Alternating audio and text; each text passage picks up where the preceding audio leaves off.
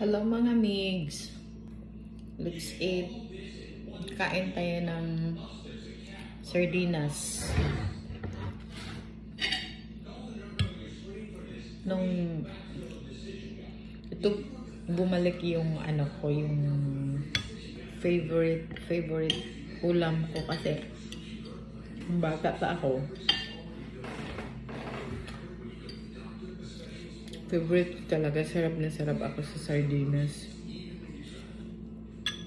Kasi feeling ko, pag may binili na yung papa at saka mama ko na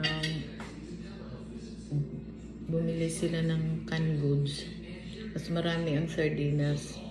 Akala ko, parang big time ka na kasi meron kayong meron kang canned goods, parang ganun.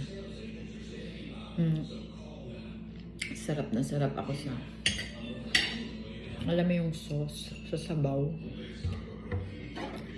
Parang ang tagal-tagal kong matapos kumain kasi hinanamnam ko yung sarap ng